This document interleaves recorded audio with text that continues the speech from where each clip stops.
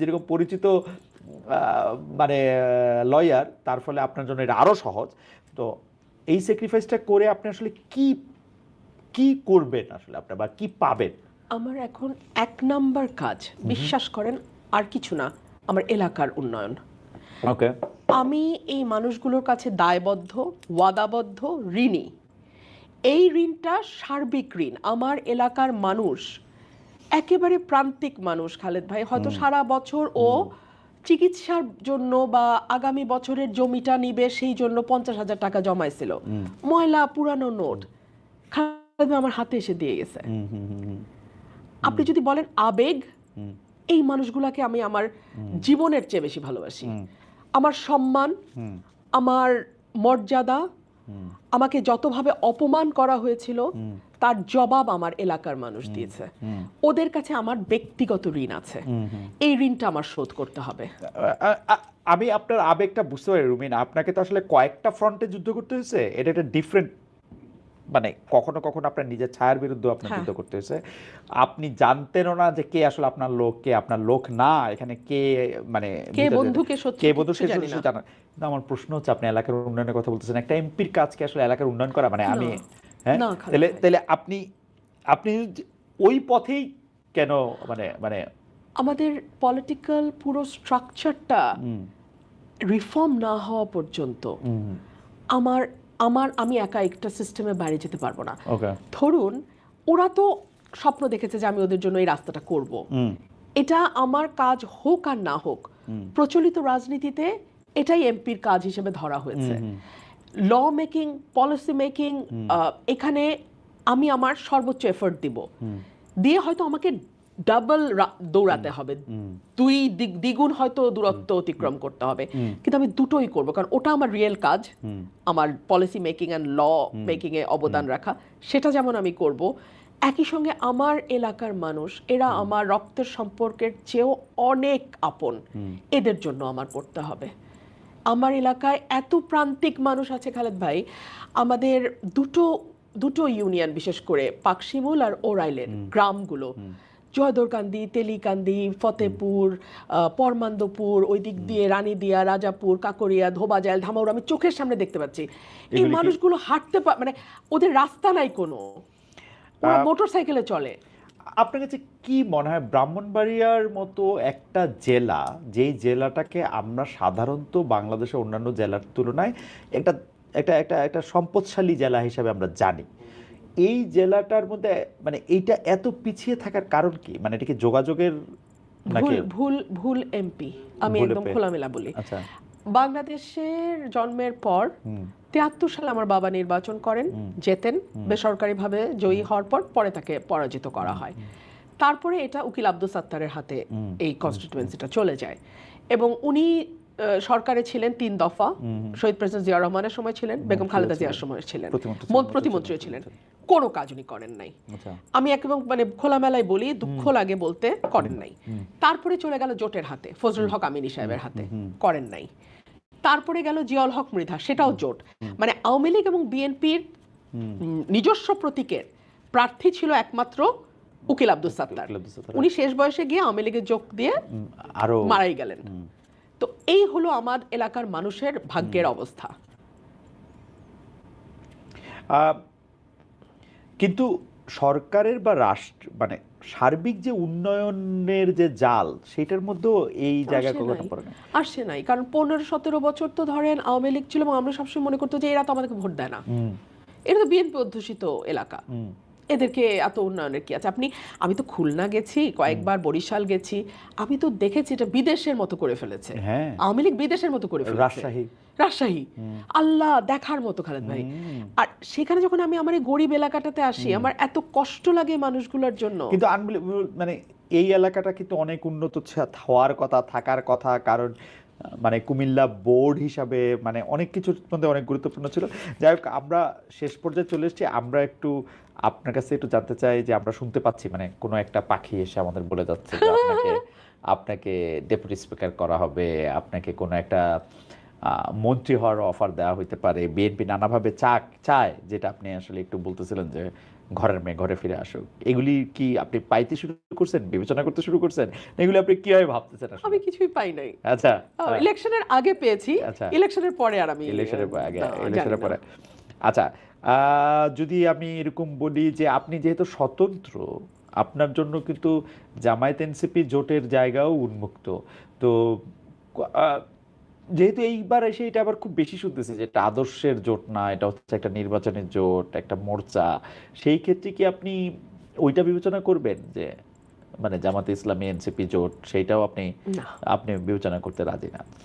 আপনার রাজনীতিটা যদি বলি যে আপনার রাজনীতিটা কি ধরনের রাজনীতি হবে, মানে আপনি কি সবকিছু, মানে আপনি কি বিএনপি রাজনীতিটা করবেন, যেটা হচ্ছে আপনি দীর্ঘদিন টেলিভিশন আপনি বলতে চেয়েছেন যে আপনি বিএনপি রাজনীতির স্কুলের একজন মানে আমি বলবো যে একজন সাংঘাতিক রকমের সুন্দর করে বলা আলোচকও বটে, জাতীয়তাবাদ থেকে শুরু করে মানে সব মানুষের সব দলের জন্য একটা বহু দল বহু মতের যে একটা ধারণার রাজনীতি বিএনপি, যেটা রাষ্ট্রপতি জিয়া মানে প্রয়াত রাষ্ট্রপতি জিয়াউর রহমান যেটা করেছেন, সেই রকম আপনার রাজনীতিটা কি হবে আসলে? আপনি কি আওয়ামী লীগের রাজনীতি করবেন, বিএনপি রাজনীতি করবেন, সমাজতন্ত্রের রাজনীতি করবেন, নাকি জামাত ইসলামের রাজনীতি বা ধর্মের রাজনীতি করবেন? মানে এটাকে আপনি ঠিক করছেন, রাজনীতি করব। সেইটা কিরকম, সেটাকে আপনি ভাবছেন? হ্যাঁ, ভেবেছি। আচ্ছা, জাতীয়তাবাদ তো ডেফিনেটলি, এটা তো আমার পরিচয়। হুম, এবং আমার কাছে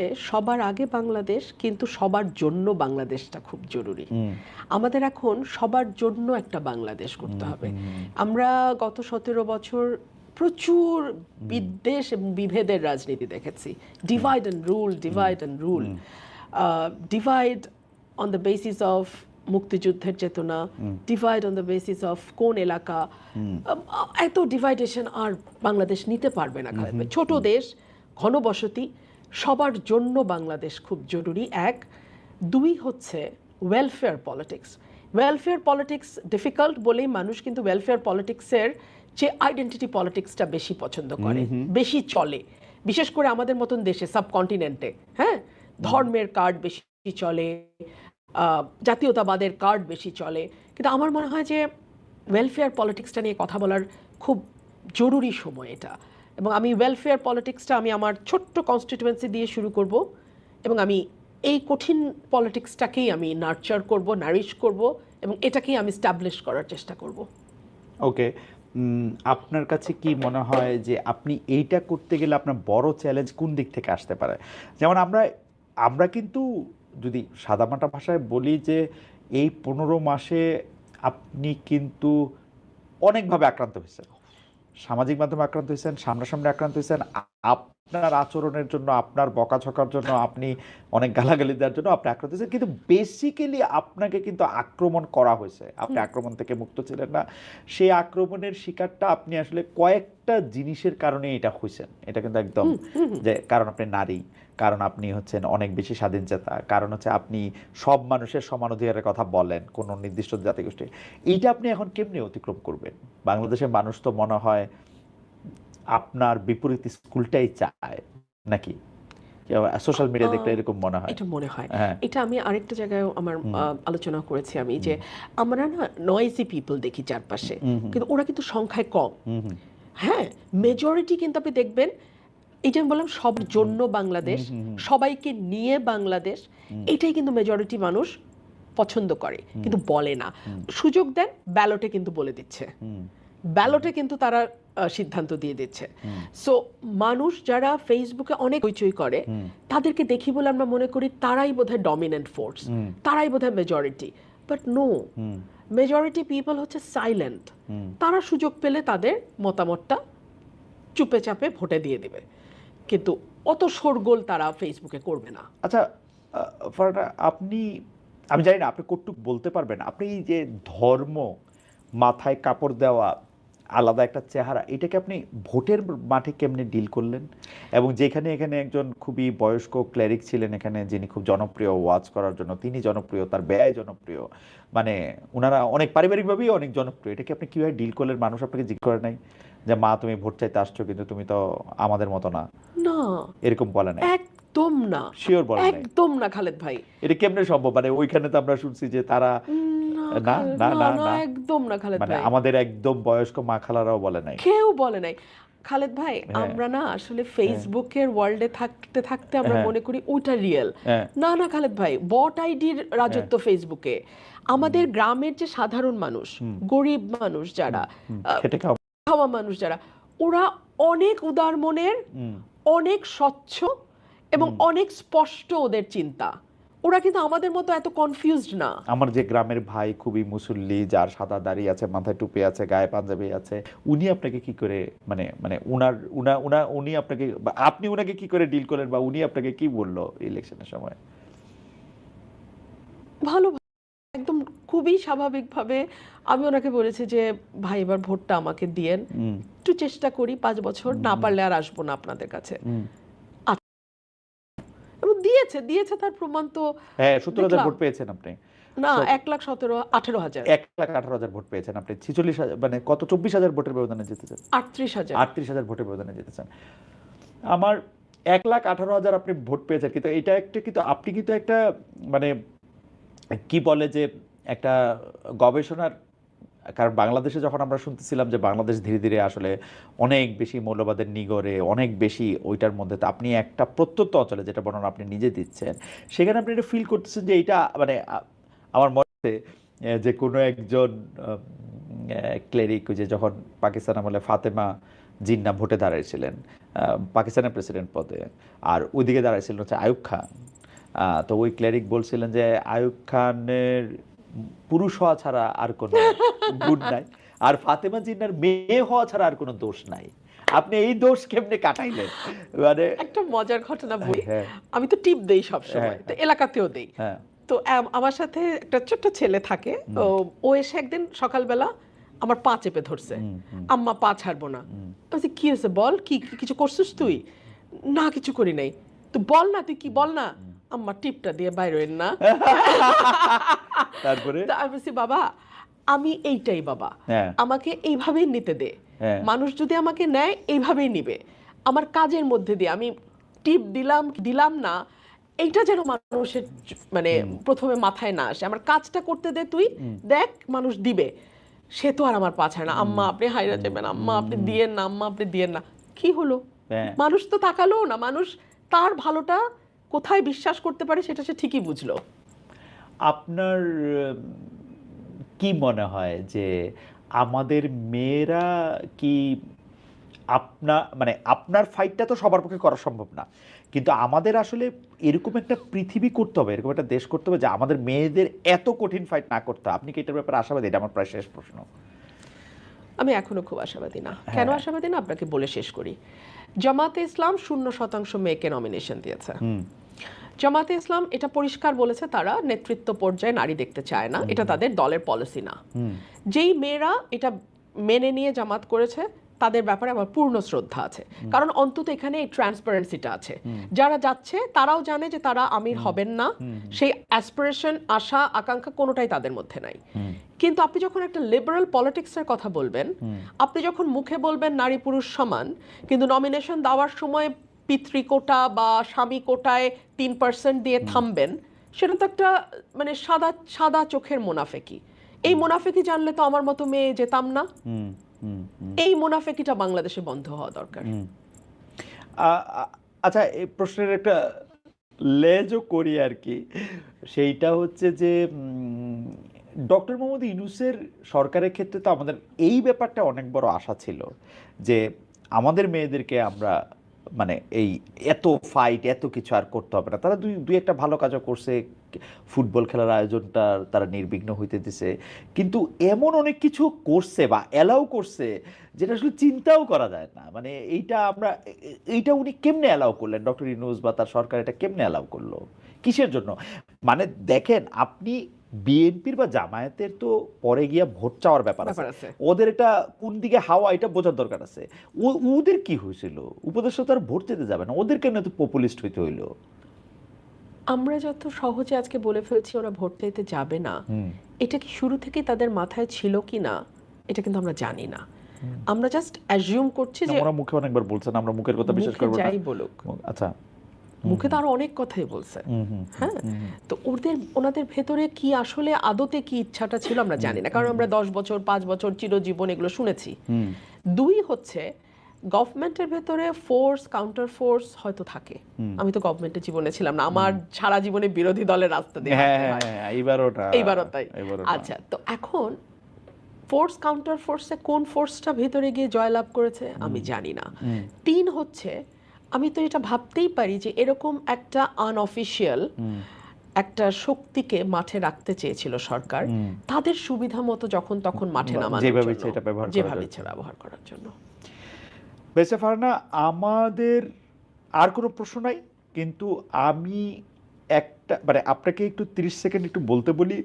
সেইটা হচ্ছে যে আমাদের যেসব বাচ্চারা আপনাকে খুব অনুসরণ করেন, মানে এই তরুণ প্রজন্মের মধ্যে যারা আসলে যাদের বয়স 20-22-এর মধ্যে, যারা আপনার মধ্যে থেকে এক ধরনের শক্তির জায়গা থেকে, তাদের জন্য আপনি আসলে কি বলবেন? মানে কোনো মানে আপনি যদি বলেন আর কি 30-40 সেকেন্ড 50 সেকেন্ড আপনি যখনই বলেন যে মানে বাংলাদেশটা নিয়ে কি তারা খুব আশাবাদী আসলে হইতে পারবে, বাংলাদেশটাকে আসলে খুব একটা সুন্দর দেশ হিসেবে থাকবে, নাকি তাদের আসলে তাদের জন্য আপনি কি বলবেন? আমি এটাই বলবো, যদি কেউ পরিবর্তন করতে চায় তাহলে তার প্রথম স্টেপটা তাকেই নিতে হবে। আর কেউ তার জন্য হয়ে পরিবর্তন করে দিবে এটার জন্য যেন সে অপেক্ষা না করে। তাকে তার নিজের উপর বিশ্বাস থাকতে হবে, সততা থাকতে হবে, নিজের কাছে নিজের পরিষ্কার থাকতে হবে আমি কি চাই, এবং এইটুকু অ্যাচিভ করবার জন্য আসলে আমি কতটুকু ত্যাগ স্বীকার করতে প্রস্তুত, এই বিষয়গুলো পরিষ্কার থাকতে হবে। আর সততার আসলে এটার আর কোনো অল্টারনেটিভ নাই। নিজের কাছে এবং অপরের কাছে আপনি সৎ থাকেন এবং নিজের যোগ্যতার উপরে আস্থা রাখেন। প্লিজ অন্য কোনো শর্টকাটে যাবেন না, কারণ শর্টকাটে হয়তো আপাতত একটা কিছু হচ্ছে, এটা কখনোই আপনাকে একটা সিমেন্টেড দেবে না, প্ল্যাটফর্ম দেবে না। আপনাকে যদি একটা স্থায়ী প্ল্যাটফর্ম করতে হয় আপনি লম্বা পথটা নেন, কিন্তু পরিশ্রমের পথটা নেন, শর্টকাটে কখনো যাবেন না। বেঁচে ফারহানা, আমরা শেষ করে দিছি, কিন্তু আমি এতক্ষণ যেহেতু আপনার সাথে কথা বলতেছিলাম,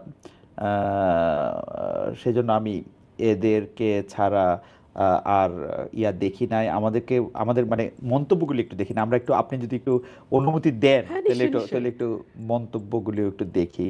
একটা মন্তব্য অনেকবার দেখতে পাচ্ছি, খালেদ ভাই তারেক রহমানকে প্রশ্ন করতে আপনি যেরকম নতুজানো হয়েছিলেন, তারপর আপনার সাংবাদিকতার নৈতিকতা কতটুকু থাকে তা জানাবেন। সাংবাদিকতা নৈতিকতা থাকে, কারণ আমি নতুজানো হই নাই, মানে আপনার কাছে মনে হয়েছে যে সেটা তো আপনি বলতেই পারেন। আরেকটা হচ্ছে যে এরকম কথাই বারবার বলতেছেন, আপনি বিএনপির দেখা থেকে সংবিধান সংস্কার পরিষদের সদস্য হিসেবে প্রশ্ন করেছেন, এই প্রশ্নের জবাব আপনি অনেকটা দিয়েছেন। এইটা একটা আপনি একটু কথা বলতে পারেন যে সেটা হচ্ছে সরকারের, উনি একটা কথা বলেছেন, আমি আসলে এটার সাথে মিলিয়ে একটা কথা বলতে চাই, যে উনি বলতেছেন, সবুজ হোসেন খালেদ ভাই, আমি একটা পরিকল্পনা করেছি, সেটা হচ্ছে সরকারে তো অনেক ঋণ, তাই 20-25 জন একটা টিম করে কিছু টাকা উঠাতে চায়, যা ফ্যামিলি কার্ড বা কৃষক কার্ডে সেই টাকা বড় ভূমিকা রাখবে। এই ফ্যামিলি কার্ড সম্পর্কে আপনি কি মনে করেন? আরেকটা প্রশ্ন হচ্ছে, রুমিন ফারহানার কি মন্ত্রী হওয়ার সম্ভাবনা আছে কিনা, এটাও আমি আসলে আগে এই কথা আপনি বলেছেন। কি মানে আমি আপনার কাছে এটা জানতে চাইবো যে ফ্যামিলি কার্ড বা সোশ্যাল সেফটি নেট হিসাবে বিএনপি একটা কিছু তো উদ্যোগ নিয়েছে, কেউ কেউ বলছে, মানে আজকে কোথা জানি দেখলাম যে ঈদের আগেও কিছু ফ্যামিলি কার্ডের ব্যাপারে, এইটা আপনার কাছে একটা প্রজেক্ট হিসাবে বা হিসেবে কতটা? নিঃসন্দেহে ভালো উদ্যোগ, কিন্তু কয়েকটা প্রশ্ন থেকে যায়। এক হচ্ছে আমাদের অলরেডি বিধবা ভাতা, বয়স্ক ভাতা, প্রতিবন্ধী ভাতা ব্যবস্থা চালু আছে। এখন এই ফ্যামিলি কার্ডের পাশাপাশি ওটাও চলবে কিনা, নাকি ফ্যামিলি কার্ড হলে ওটা আর পাবে না? আচ্ছা, 1 2 হলো ফ্যামিলি থাকলেই ফ্যামিলি কার্ড পাবে, এটা একমাত্র ক্রাইটেরিয়া। তাহলে যেই ভদ্রমহিলা বিধবা নিঃসন্তান একা থাকেন, বয়স্ক, তিনি তার কার্ডটা আসলে কিভাবে কোন ক্রাইটেরিয়াতে পাবেন, এই বিষয়টা বড় স্পষ্টতা রয়েছে এবং একটা হিউজ প্রায় 1 লক্ষ কোটি টাকা, কতগুলো কার্ড দিলে যেন আজকে সিপিডি গতকালকে বলছিল, আমি শুনছিলাম, মানে হিউজ একটা বার্ডেন আসতেছে সরকারের উপরে। আমাদের এই অর্থনীতির অবস্থার মধ্যে এটা আমরা নিতে পারবো কিনা, এবং যেহেতু ফ্যামিলি কার্ডের সঙ্গে অর্থনীতি সরাসরি যুক্ত, আজকেই আমি খবরে দেখছিলাম প্রতিটা নিত্য পণ্যের দাম বেশ অনেকখানি বেড়ে গেছে রমজানের প্রথম দিনে। আমি জানি সরকার মাত্র গতকাল বা পরশু গভর্নমেন্ট ফর্ম হয়েছে, এত তাড়াতাড়ি বাজার নিয়ন্ত্রণ মানে কোনোভাবেই আসার সম্ভব পরপরই না। একটা রোজা চাওয়া হ্যাঁ, তো। আসার পরপরই রোজা। কিন্তু আমার মনে হয় যে এখন আমার মনে হয় ওই দিকে সরকারের পুরো ফোকাসটা দেওয়া উচিত। মানুষের কিন্তু আসলেই হাতে মানে অর্থ নাই, মানুষ বাজারে যাচ্ছে এবং আমি আজকে বলতে শুনলাম একজনকে যে আমি একটা লেবু কিনে এসেছি। সো মানুষ কিন্তু ভালো নাই, স্বস্তিতে নাই। কিন্তু আমি একটা রেগুলার জিনিস আসলে একটু বুঝতে চাই যে একজন প্রশ্ন করতেছেন যে আমাকে প্রশ্ন করতেছেন যে আপনারা দুজনই স্পষ্টবাদী কিন্তু সরকার সমালোচনা করবেন। সরকারের সমালোচনা তো মানে আমি ক্ষমতাকে প্রশ্নই করতে চাই, ক্ষমতাকে নানা ধরনের ভাবে আমি এটা হয়তো করবো, রুমিন তো আরো বেশি করে নিশ্চয়ই করবেন। কিন্তু আমি একটু ডেভিলস অ্যাডভোকেট হিসেবে বলি, রমজান মাসে যেভাবে আমাদের ডেইলি ইনটেক আমরা বাড়াই, সেই ক্ষেত্রে প্রডিউস তো আর ওরকম বাড়ে না। বাজারে যদি এরকম চাহিদার চাপ থাকে তাহলে তো আপনার লেবু একটাই কেনার কথা, তাই না? মানে এটা আসলে কি মানে এটার সমাধান কি? এটার সমাধান হ্যাঁ, কি? অ্যাবসলিউটলি ডিমান্ড সাপ্লাইয়ের একটা ব্যাপার তো ইকোনমিক্সে আসবেই। কিন্তু সেই সাথে আমাদের ঘাটে ঘাটে ঘাটে ঘাটে যেভাবে একটা চাঁদার প্রচলন আছে, হ্যাঁ, আপনি যদি ওটা বন্ধ করতে পারেন, এখানে আবার স্বরাষ্ট্রের দায়িত্ব চলে আসতেছে। ওটা যদি আপনি নিয়ন্ত্রণ করতে পারেন খালেদ ভাই, তাইলে হয়তো লেবুর দাম 2 টাকা বাড়তো, 20 টাকা না। ওকে, এখন ওই রমজানকে মাথায় রেখে ঈদ সামনে সবার আবার ওই চাঁদাও দ্বিগুণ দিতে হয়, বুঝছেন? তো সব কিছুর অ্যাকুমুলেট করে সেটা গিয়ে দাঁড়ায় ভোক্তার কাঁধে। ওকে। সো কোনোটাই বিচ্ছিন্ন না। আরেকটা কথা খুব প্রচলিত, এটা আমাদের একজন দর্শক একটা প্রশ্ন করছেন, দর্শকের প্রশ্ন নিয়ে বলতেছি, মুগ্ধ বিশ্বাস অনেকে একটা কথা বলতেছেন যে আগের সরকারের কেউ কেউ এমন কাজ করেছে যে তাদের বিচারের মুখোমুখি হওয়া উচিত। ব্যারিস্টার রুমিন ফারহানা এই সম্পর্কে কি বলেন? প্রপার ইনভেস্টিগেশন যদি হয়, যদি সত্যিকারই সেরকম কোনো অনৈতিক দুর্নীতি বা অন্য কোনো স্খলনের প্রমাণ পাওয়া যায়, কেন নয়? বিচারের ঊর্ধ্বে তো আসলে কেউ না, কেউ বিচারের ঊর্ধ্বে না। আপনি ধরেন একটা ফর এক্সাম্পল, এই গত 17 মাসে মব কয়টা হয়েছে বলেন তো? আমি তো আসলে হিসাব রাখতে রাখতে আমি আর হিসাব রাখতে পারি নাই। হ্যাঁ, মাজার ভাঙা গুনতে গুনতে আমি আর এক পর্যায়ে আই ওয়াজ লস্ট। অ্যাবসলিউটলি, হ্যাঁ, আর 360 দিনে 365টা, এটা মুখস্থ আমার বলছিলাম বলে মনে আছে, কিন্তু 360 দিন তো না, 365 দিন তো না, এটা তো আরো 6 মাস লিঙ্গার করছে। আমার কয়টা মাজার ভাঙা হয়েছে আমি জানি না। এগুলার কি বিচার হবে না, হওয়া উচিত না খালেদ ভাই? মাজার ভাঙা হয়েছে মানে কার জানি সম্মান ঠিক রাখার জন্য আপনি কবর থেকে লোকটাকে নামায় আপনি তাকে পুরাই দিচ্ছেন এবং সেটা আপনি ফেসবুক লাইভ করছেন, সেইটার মধ্যে থেকে আপনি আসলে ভিডিও করে বাজারে ছাড়ছেন। কার কার জানি আপনি সম্মান রক্ষা করছেন, কার কোন মানে কি বলে কোন স্পিরিট রক্ষার জন্য আপনি গিয়ে 2টা বিল্ডিং এ আগুন লাগাই দিচ্ছেন, সেটা 2টা পত্রিকা, যে আপনি এটা হচ্ছে আপনার জুলাই স্পিরিট। আপনি মানে এইগুলি তো আসলে আমি জানি না, মানে এগুলি যারা করছে, যারা উস্কাইছে। এবং তবে আমি মনে করি, আপনার মত তো আমি জানতে চাওয়ার আগে আমি একটু মনে করি যে আমি কিন্তু সবসময় মনে করি যে আমার রাইট প্রোটেক্ট করাটা অত একটা বড় ব্যাপার না। এটা যে কোনো প্রাণীর একটা ইনস্টিংক্ট। আমি আমার রাইট প্রোটেক্ট করতে পারি। আমি যতক্ষণ পর্যন্ত আমার বিরুদ্ধ মতের পক্ষে রাইট প্রোটেক্ট করার উদ্যোগ নিতেছি ততক্ষণ পর্যন্ত আমি হচ্ছে একটু গণতান্ত্রিক। এইটা কি বাংলাদেশে বাংলাদেশের মানুষ কি কখনো বুঝবে যে আমার প্রতিপক্ষের রাইট আমার প্রোটেক্ট করতে হয়? তাহলে বাংলাদেশ এটা কি কোনোদিন মানুষ বুঝবে? এটা না, আমি এটাকে অন্যভাবে বলি। আমাকে একজন প্রশ্ন করেছিল যে আপনি এখন আওয়ামী লীগের ব্যাপারে তো বেশ সফট, এই আপনি একটু আগে বললেন সফট কেন? আমি একটা কথা বলি, আমার প্রতিপক্ষের হাত থেকে যখন তলোয়ারটা পড়ে যায় তখন তার প্রোটেকশন দেওয়ার নৈতিক দায়িত্ব আমার। আমি আমার তলোয়ার দিয়ে তাকে আঘাত করতে পারি না, ওটা বীরের কাজ না, ওটা কাপুরুষের কাজ। সুতরাং এখন আওয়ামী লীগের সমস্ত অধিকার রক্ষা যদি আমি করতে পারি, আমরা করতে পারি, এই সরকার করতে পারে, সেখানেই ডিফারেন্সটা হবে আপনার সাথে আগের সরকারের। এবং এই যে মাইনরিটির প্রোটেকশন নিয়ে আমি একটু বলতেছিলাম যে দীপু দাসকে উনাকে পুরায় মাইরা ফেলা হইলো, উনাকে পুরায় মাইরা ফেলা সম্ভব হইলো উনাকে হচ্ছে মানে যেহেতু উনি মুসলমান না কোনো কিছু একটা বইলা ট্যাগ দিয়া। এইটা আপনার কি মনে হয় এটা আমরা বন্ধ হইতে দেখবো? আমরা যে যারা সংখ্যায় কম তাদেরকে আমরা প্রোটেক্ট করতে পারবো? আপনার কি মনে হয় আসলে? আমাদের খুব শক্ত একজন শাসক দরকার। এবং জিয়াউর রহমান সাহেবের মতন একজন শাসক দরকার আমাদের, যিনি ব্যক্তিগত হিসাব, লোভ, লালসা, ক্ষমতা এই সকল কিছুর ঊর্ধ্বে উঠে দেশটাকে ভালোবেসে দেশটাকে ট্র্যাকে আনার চেষ্টা করবেন, এইটুকুই আমি বলতে পারি। বারবার একটা কথা বলা হয় যে আমাদের আওয়ামী লীগের সময় মানে আগে সরকারের সময় আমরা নামাজ পড়তে পারি নাই, আমাদেরকে এই করা হয়েছে। আমার কাছে তো মানে দু একটা আমি কোনো কিছু নিয়ে তর্ক করতে চাই না, কিন্তু ঘটনা হইতেছে যে আমারে কোনো কিছু করতে দেওয়া হয় নাই, এই জন্য আমি তো আরো বেশি করে এই সময় এসে করতে দিব। এইটা কি আমাদের কোনো ক্যাম্পেইন করার কোনো কিছু বোঝানোর? আপনি তো এবার হাটে মাঠে ঘাটে ঘুরলেন, আপনার কাছে কি মনে হলো এটা কি মানুষ বোঝে? মানে বাংলাদেশের যে গ্রামগুলির কথা আপনি বললেন, সেই গ্রামের মানুষেরা কি তাদের মানে অন্য ধর্মের ভাইদের বা অন্য বিশ্বাসের মানুষদের প্রোটেক্ট করে? আমি আমার এলাকায় দেখেছি একেবারে সাধারণ মানুষ কিন্তু স্বচ্ছ এবং পরিষ্কার এবং তারা সৎ। আমার এলাকায় সন্ধ্যা হলেই নিয়মিত ওয়াজ হবে, ওকে, হ্যাঁ, হ্যাঁ, তারপরে 9টা 10টা থেকে রাত্র 3টা পর্যন্ত কীর্তন হবে।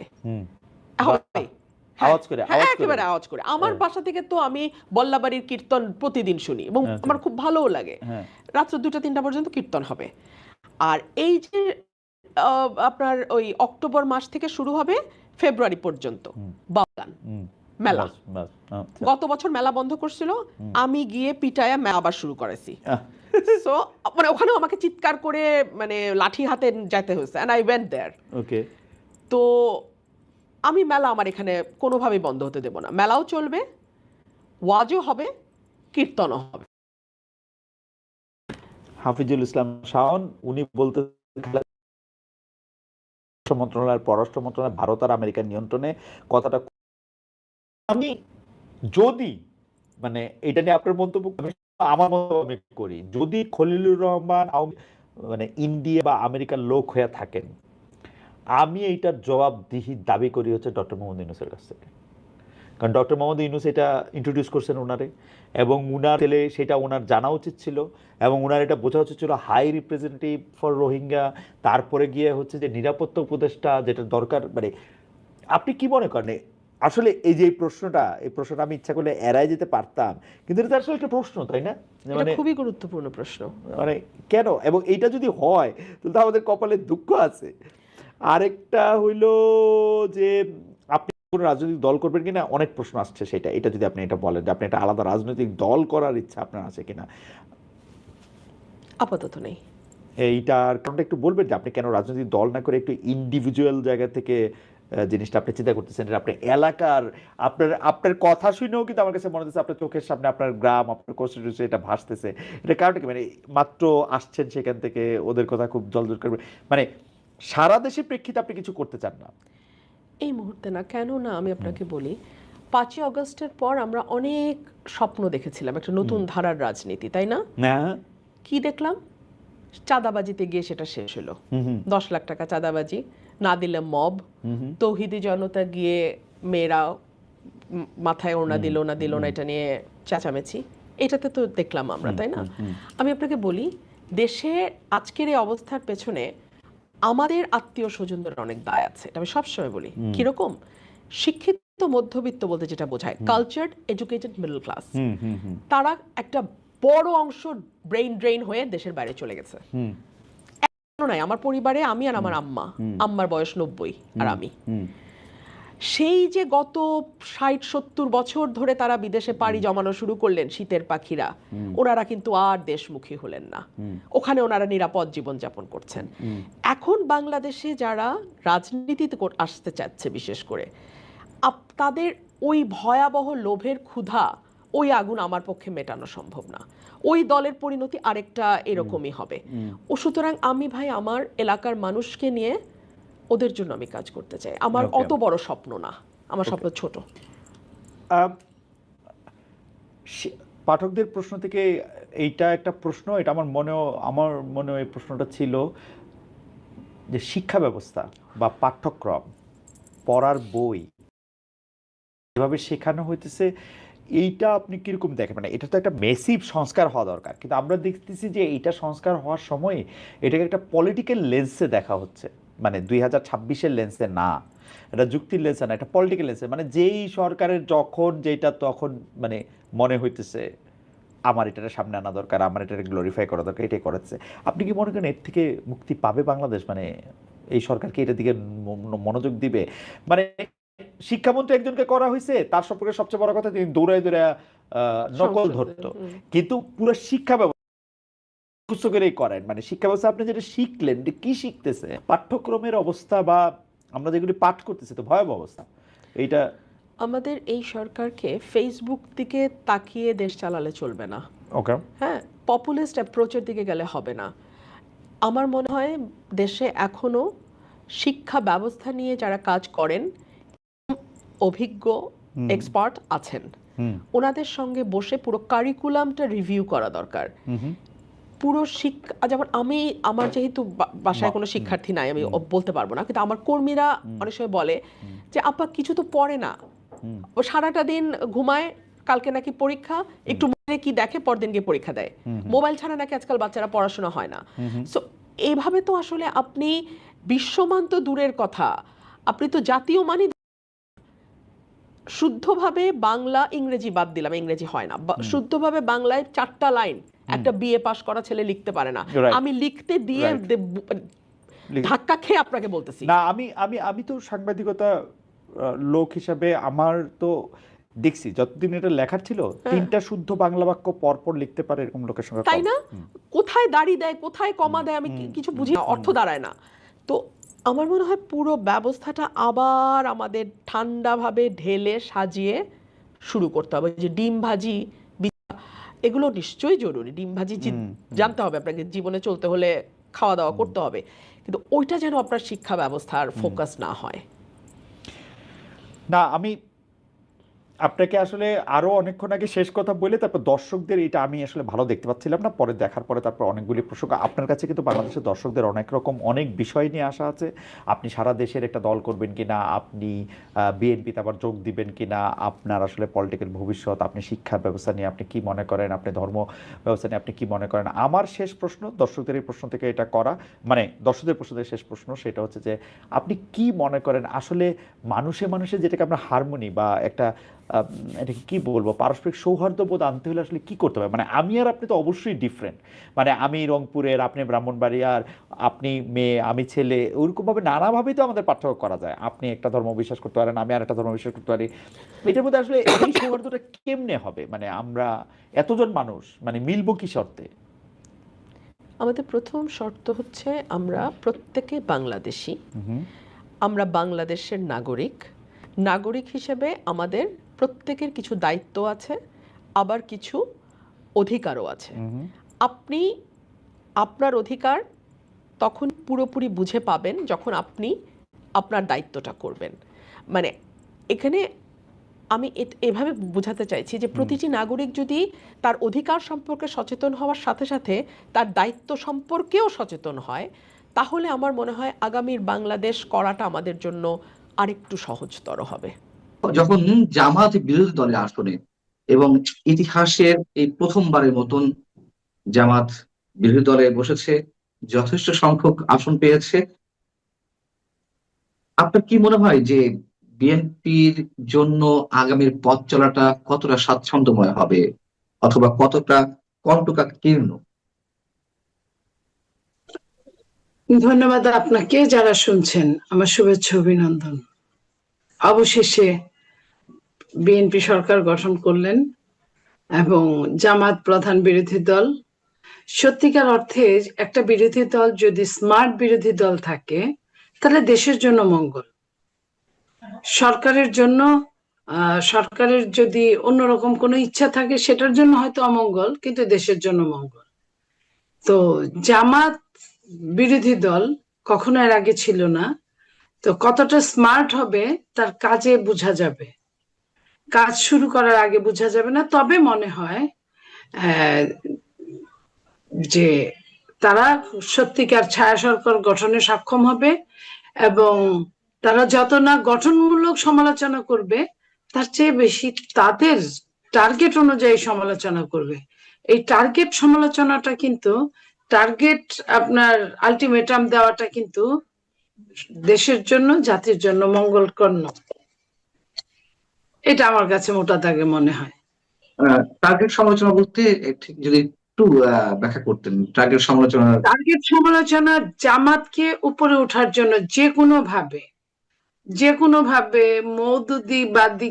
বাদকে প্রতিষ্ঠিত করার জন্য, যে কোনো ভাবে তাদের চিন্তাধারার ইসলামকে প্রতিষ্ঠিত করার জন্য, সবার জন্য যে ইসলাম সেই ইসলাম না, তাদের চিন্তাধারা প্রতিষ্ঠিত করার জন্য তারা সর্বোচ্চ আপনার আন্দোলন করবে এবং সর্বোচ্চ সরকারকে বিব্রতকর পরিস্থিতির মুখোমুখি করতে পারে যে কোনো সময়। এটা সরকারের কখনোই ভুলে যাওয়া ঠিক হবে না। এবং গ্রুপ মেজরিটির ক্ষেত্রে যদি প্রশ্ন করি, যে ইতিহাস বলে গ্রুপ মেজরিটি কখনোই কারোর জন্যই মঙ্গলজনক হয়নি। বিএনপি এবার 2/3 বেশি আসন নিয়ে তারা সরকার গঠন করেছে, বেশি না হলেও মোটামুটি 2/3। আপনার কি মনে হয় বিএনপির একজন নেত্রী হিসেবে, একজন সাবেক সংসদ সদস্য হিসেবে ইতিহাস কি ফিরে আসবে, নাকি যথেষ্ট সাবধানতার সঙ্গে চলে বিএনপি হয়তো সেই ধরনের আশঙ্কা কাটিয়ে উঠতে পারবে?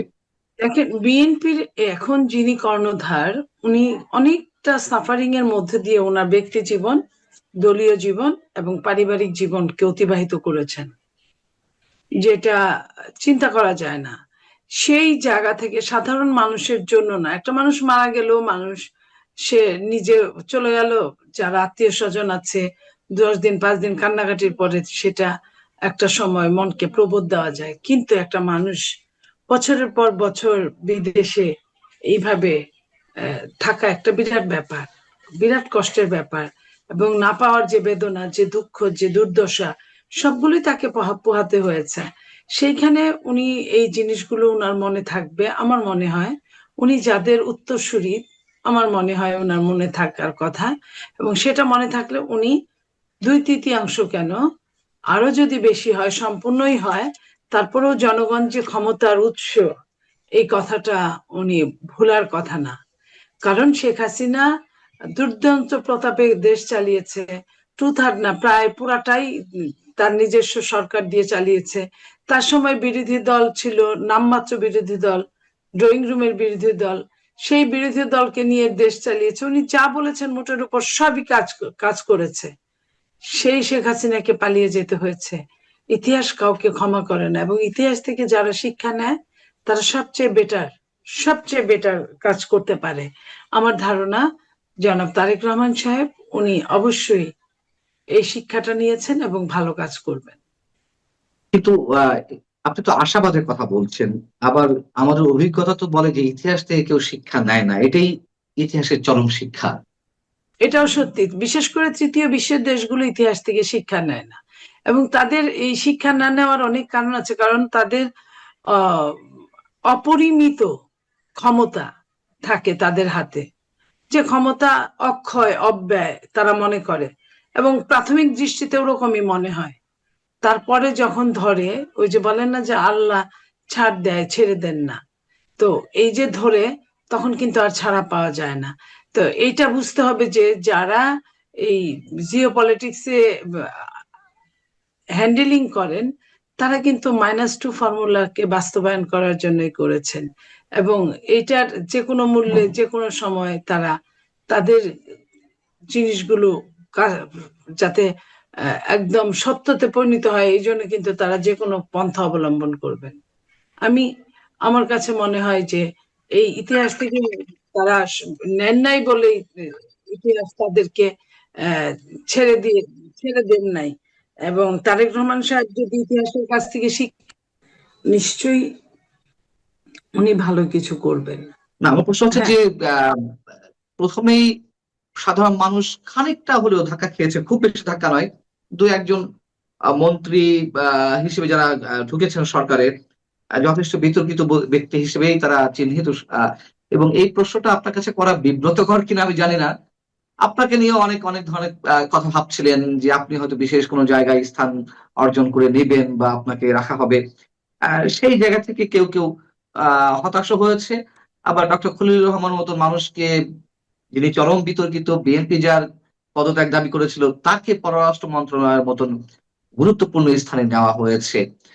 আহ আপনি বিএনপি নেত্রী হিসেবে কি বলবেন, অথবা টক শোতে আপনি একজন বোদ্ধা হিসেবে এর মধ্যে নিজেকে প্রতিষ্ঠিত করেছেন, সেই জায়গা থেকে কি বলবেন?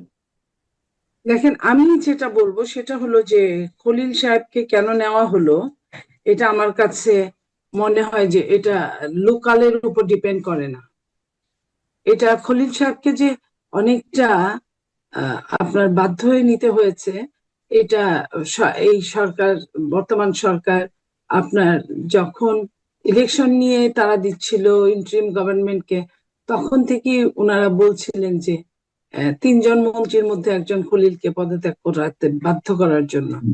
কিন্তু সেটা তো হয়ই নাই। তারপরেও তারা আর পরে উচ্চবাচ্য করে নাই। পরবর্তীতে যখন এটা মেনে নিতে হলো, তখন মনে হয় যে এর ভিতরে অনেক রহস্য লুকিয়ে আছে। তো যে রহস্যগুলো লুকিয়ে আছে আপনিও আন্দাজ করেন, আমিও আন্দাজ করি, আমরা তো কেউই বলতে পারবো না। আর মন্ত্রীদের যোগ্যতা নিয়ে যে কথাগুলো বলেছেন, মানুষ তো ঠকে ঠকে শিখে, দেখে দেখে শিখে। তারা নতুন আসছে, হয়তো বা অভিজ্ঞতা তাদেরকে শিখাবে, এবং তারা যদি অতীত থেকে শিক্ষা নেয়, যেমন অতীতের মন্ত্রীরা কিভাবে কাজ করেছে, কিভাবে করে বদনামের শিকার হয়েছে, কিভাবে করে সুনামের অধিকারী হয়েছে, এই জিনিসগুলো যদি তারা শিক্ষা নেন, তাহলে আপনার তারা নিজেরা কাজ করতে পারবেন। আর নইলে এখানে আমলাতান্ত্রিক একটা আধিক্যের জায়গার মধ্যে পরিবেষ্টিত হয়ে যাবে। এই কারণে যে যদি অনভিজ্ঞই থেকে যায়, তাহলে আমরা কিন্তু খবরদারি করবে, এটাই আমার কাছে মনে হয়। আপনার কাছে কি মনে হয় যে বিরোধী দলে জামাত যে বসলো, মানে রাজপথের একজন নেত্রী হিসেবে বা একজন প্রতিষ্ঠিত মানে সাবেক সংসদ সদস্য হিসেবে আওয়ামী লীগ বিরোধী দলে থাকলে বিএনপির জন্য সরকার পরিচালনাটা স্বাচ্ছন্দ্যময় হতো, নাকি জামাত ইসলামী বসেছে, তারা প্রথমবারের মতো বসলেও তাদের রাজনৈতিক কর্মকাণ্ড সম্পর্কে তো নিশ্চয়ই অনেকের ধারণা আছে, সেই জায়গা থেকে যদি কম্পারিজনের এই জায়গাটা নিয়ে আসি, আপনি কি বলবেন কারা আসলে বিরোধী দলে থাকলে ভালো হতো? যদিও মির্জা ফখরুল ইসলাম আলমগীর মন্ত্রী করে রেখেছেন। আওয়ামী লীগ হচ্ছে, আওয়ামী লীগের সঙ্গে বিএনপির ব্যক্তিগত সম্পর্কের ভীষণ মানে খারাপ অবস্থা, টানাপোড়েনের মধ্যে থাকে। কিন্তু দুইটা দলের গণতান্ত্রিক নেচার প্রায় এক। গণতান্ত্রিক নেচার, যেটা আমি বলি, আদর্শ, উদ্দেশ্য, এই জিনিসগুলো।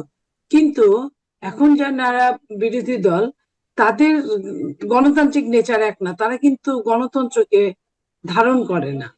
তাদের দলে দেখেন, যখন যাকে বলবে তোমাকে মনোনয়ন দেওয়া হলো, তার মানে তুমি মনোনীত, তোমাকে দেওয়া হলো না, তুমি মনোনীত না, সে কিন্তু আর কোনো উচ্চবাচ্য করতে পারে না। তো এই যে কোনো শব্দ করতে পারে না, এবং তাদের যে কাজ দেওয়া হয় সেটা তারা করতে বাধ্য। তো এই যে এটা, তাদের মধ্যে গণতন্ত্র নাই, এক না একতন্ত্র থাকতে পারে। তো আমি স্বৈরতন্ত্রের কথা বলছি না এই কারণে, যদিও তারা নেচারের দিকে অনেকটা এরকম, কিন্তু যেহেতু তারা রাষ্ট্র ক্ষমতার সরাসরি আপনার কাজ করে নাই, তাই আমি এটা বলছি না। আমি বলছি যে তাদের তাদের সঙ্গে আপনার অনেকটা দূরত্ব হলো আপনার আদর্শগত। কিন্তু আওয়ামী লীগের সঙ্গে ওই গণতন্ত্রের আদর্শগত জায়গায় দূরত্ব নেই। সেক্ষেত্রে নিশ্চয়ই মানে অনেকে বিএনপির পক্ষ থেকে অনেকে মন্তব্য যে জামাতের চেয়ে অন্তত বিরোধী দলে আওয়ামী লীগ থাকলে ভালো হতো, এমন মন্তব্য অনেকে করতে শোনা যায়। আপনি কি মানে আপনি কি আপনার বক্তব্যের মধ্যে দিয়ে সেই বিষয়টি বোঝাতে চেয়েছেন? দেখেন, আওয়ামী লীগের সঙ্গে হলে যে কথাটা বললাম, যে এই যে আদর্শগত একটা জায়গা, আরেকটা জিনিস যারা বলে, তারা অনেক সময় এই জিনিসটা না বুঝেই বলে। আওয়ামী লীগের সময় দেখেন, আওয়ামী লীগ যখন বিরোধী দল ছিল, অনেক দিন হরতাল ধর্মঘট করেছে, অনেক কিছু ক্ষতি হয়েছে রাষ্ট্রের। বিএনপিও যখন বিরোধী দলে ছিল, তখন বিএনপিও হরতাল অনেক দিন করেছে, অনেক রকম আন্দোলন, রাজপথে অনেক আগুন জ্বলেছে। তখনও কিন্তু গণতন্ত্র শান্তিতে থাকে না। আর এখন একদমই ডিফারেন্ট। এটা কি হবে, যেমন কালকে একটা নতুন নীতিমালার মধ্যে ফেলে দিয়েছিল, বিএনপি যদি ওইখান থেকে উত্তরণ না ঘটাতে পারতো, তাহলে কিন্তু ক্ষতি হতো। যে তারা সবাই মিলে সংস্কারের ওই জুলাই সনদে আবার সিগনেচার এমপিরা না করলে তারা শপথ নিবে না। আচ্ছা বলেন যে আমি আপনি আলাদা আলাদা ফ্যামিলি, আমাদের মধ্যে ইন্টিমেসি আছে, ভালোবাসা আছে, কিন্তু আমি যদি ঘোষণা দেই, আমি পান্না ভাই যদি এই একটা খারাপ কাজ দিয়ে বলি যে আপনি যদি এই কাজটা না করেন আমি খাবো না, তাতে আপনি কি করার আছে আপনি বলেন? আমি খাই বা না খাই, আপনি তো রাষ্ট্রের এগেনস্টে যেতে পারেন না। আমি খাই বা না খাই, আপনি তো আপনার পরিবারের চরম একটা ক্ষতি করতে পারেন না। আপনি আমার জন্য অনুশোচনা করতে পারেন, বাট এইখানে আপনার কোনো হাত নাই। আপনার আমার এখানে তো শপথ নেওয়া, আরেকটা তো জীবন মরণ সম্পর্ক সমস্যা, তা আপনি তো জীবন মরণ সমস্যাকে উতরে দিতে পারেন না। এই এই জায়গায় আমি বলবো যে এই জায়গাটা হিসাব করলে তখন মনে হয় যে আওয়ামী লীগ হলে এইরকম হতো না। আওয়ামী লীগের নেতা কর্মীরা অনেকে স্বেচ্ছা প্রণোদিত হয়ে নিজের জায়গা থেকে বিভিন্ন স্থানে, দেশের বিভিন্ন স্থানে তাদের কার্যালয় খোলা শুরু করে দিয়েছে। আইনগতভাবে মানে নির্বাহী আদেশে আওয়ামী লীগের রাজনৈতিক কার্যক্রম এখনো পর্যন্ত নিষিদ্ধ। তাদের এই যে আহ, স্বতঃস্ফূর্ততার সঙ্গে দলীয় কার্যালয় খুলে ফেলা, এটি কি বিএনপির প্রতি এক ধরনের বিশ্বাস থেকে তারা এই কাজগুলো শুরু করে দিয়েছে? মানে ডক্টর ইউনূস সরকারের যে 18 মাস বা অন্তত শেষ দিন পর্যন্ত তারা তো এটি সুযোগ পায়নি, এটি সাহস পায়নি। এটি কি বিএনপি একটা সরকার চেঞ্জ হলে, আমি যে এটা বুঝলাম, একটা সরকার চেঞ্জ হলে এমনি কিছু মানুষ আরেকটা সরকারের, ধরেন আওয়ামী লীগ সরকার আর এখনকার বিএনপি সরকারের মধ্যে একটা সরকার ছিল, হ্যাঁ, রেভলিউশন হোক বা না হোক, একটা সরকার চেঞ্জ হলে যারা বিপদগ্রস্ত তারা মনে করে আমাদের জন্য একটু পোয়াবার, এটার একটা ব্যবস্থা তারা নিজে থেকে কিছু করতে পারে। আর সরকার চেঞ্জ হতে হতেও একটা সময় লাগে, কেবল ক্ষমতা কি দায়িত্ব বুঝে নিয়েছে, এখন দায়িত্ব পালন করার পালা। তো আর বিএনপি আপনি জানেন, বিএনপি যখন ইলেকশনের আগেও বিএনপি কখনো আওয়ামী লীগ নিষিদ্ধ হোক এটার পক্ষে ছিল না, আওয়ামী লীগের বিচার হোক এটার পক্ষে আমরা, আওয়ামী লীগ জাগৃত কর্ম করেছে তার বিচার হোক। কিন্তু যখন নির্বাহী আদেশে আওয়ামী লীগের কার্যক্রম নিষিদ্ধ করা হলো ডক্টর ইউনূস সরকারের বা আপনার নির্বাহী আদেশে হলো, নির্বাহী প্রধানের চেঞ্জ হওয়ার পরে কিন্তু সেই নির্বাহী প্রধান চেঞ্জ হওয়ার পরে পরবর্তী নির্বাহী প্রধান যদি কিছু না বলেন তাহলে কিন্তু আপনার ওই নির্বাহী প্রধানের কথাই বলবৎ ওইভাবে থাকার কথা না। যদি পরবর্তী নির্বাহী প্রধান বলে যে ওইটাই বলবৎ থাকবে, কারণ এখানে কিন্তু কথাটাই হচ্ছে নির্বাহী প্রধানের। আপনি খেয়াল করেন এখানে কিন্তু আইনকে তোয়াক্কা করা হয়েছে, এখানে নির্বাহী প্রধান যা বলেছে সেইভাবে স্থগিত বা নিষিদ্ধ করা হয়েছে। আর বিএনপি এটাই মনে হয় আওয়ামী লীগ মেন্টালি এই ব্যাপারে একটুখানি ডেসপারেট হয়েছে যে বিএনপি তো নিষিদ্ধ চায় নাই, তাহলে আমার পার্টি অফিস খুলতে দোষের কি? তো বিএনপি তো বারবার বলেছ, প্রশ্নের উত্তরে বলেছ আমাদের কারো রাজনীতি নিষিদ্ধ করার মানসিকতা আমাদের নাই, আমরা এটা চাই না। তো এখন আমরা আসলে কয়েকদিন দেখতে পারি যে কি হয়। তো আমার মনে হয় যে যাদের মামলা মোকদ্দমা আছে তারা তার ওই অফিসে গিয়ে বসতে পারবেন না, কিছু না, যাদের মামলা নাই কিছু না, নর্মাল আওয়ামী লীগ সাপোর্টার, তারা যদি যায় বসে হয়তো বা দল কিছু বলবে না। আমি সম্পূর্ণরূপে এটা জানিও না, এর বাইরে। আপনি আপনার ব্যক্তি জায়গা থেকে বা রাজনৈতিক অভিজ্ঞতা জায়গা থেকে কি বলবেন যে আওয়ামী লীগের যে রাজনৈতিক কার্যক্রম নিষিদ্ধ আছে সেটি খুব দ্রুত বিএনপি সরকার, এটা তো আপনারই সরকার, সে বিষয়ে কোনো দ্রুত সিদ্ধান্ত নেওয়া উচিত কিনা?